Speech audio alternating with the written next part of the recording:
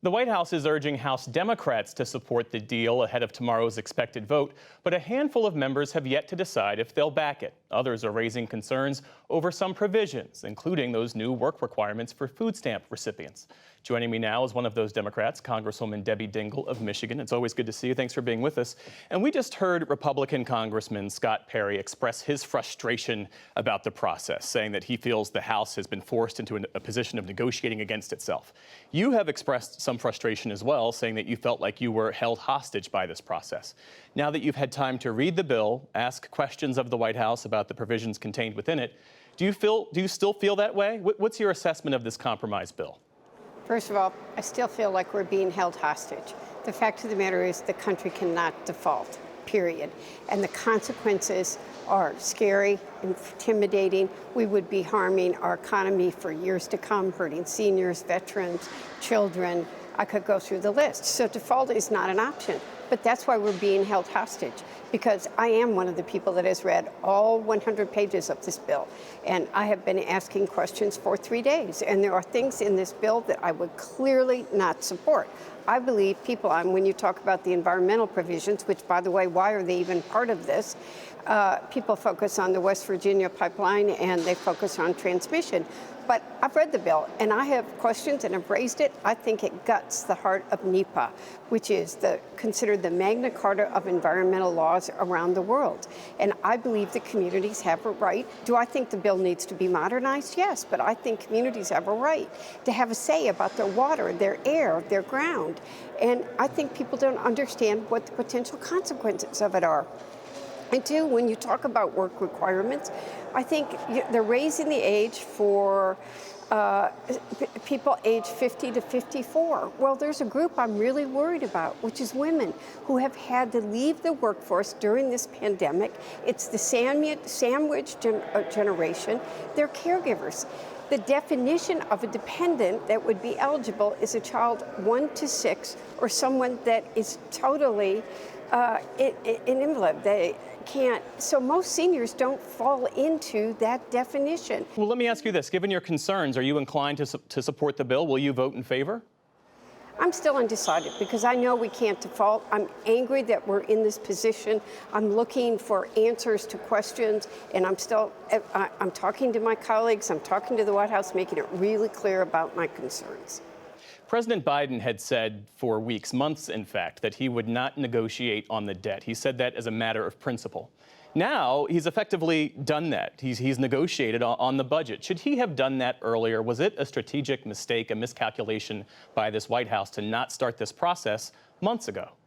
So first of all, hindsight is foresight, but I will be very clear that anybody who knows me says that people should be at the table.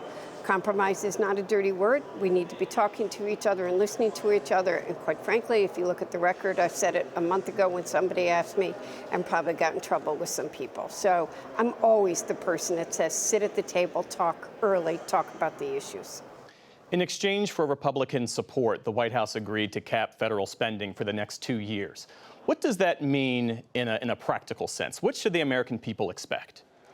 Well, one of the questions that we're all asking are, what does it mean? Because defense spending will increase by 3%. We're protecting veterans. That's something we're all very happy about. And Social Security should not be cut. But what are the programs that are going to be cut? And quite frankly, there's still a lot of questions about that. There are a lot of questions about the COVID spending and what money will still be there, what's obligated. Communities across the country are very concerned now because they thought they had to 2024 to spend that money. I, by the way, have been yelling at my communities, if you need that money, you should be spending it now.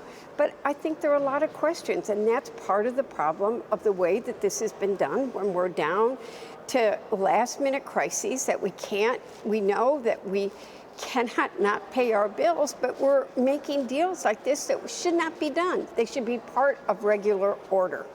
The White House says that this bill represents a good outcome, that it's consistent with past bipartisan budget agreements, and that they're effectively saying this could have been a lot worse, given the fact that they're dealing with a divided Congress. Do you accept that argument?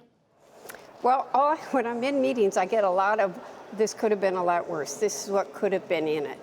By the way, I do believe it could have been a lot worse. But this is a budget deal, and we're putting things in there like permitting, which, by the way, we do need to address. But I think that people aren't paying enough attention to actually what's in there, that it could actually gut major environmental laws. So, you know, I just feel betwixt and between. I feel like I'm between a rock and a hard place. And I know we got to do something to raise the debt limit, because that outcome is unacceptable, and I'm unhappy with what's in the bill. If these were issues that were being voted on, not included in this package, I would not be voting for them. Across the House, there are more than 24 Republican no votes. Will there be enough Democratic support to ensure that this bill passes and that we avoid a default?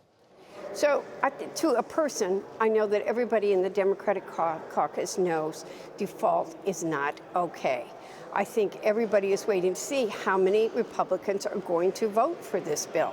I think that a lot of people are just very unhappy about where we are, and that we're down to a finish line like we are, where the consequences are so real if we don't raise the debt ceiling.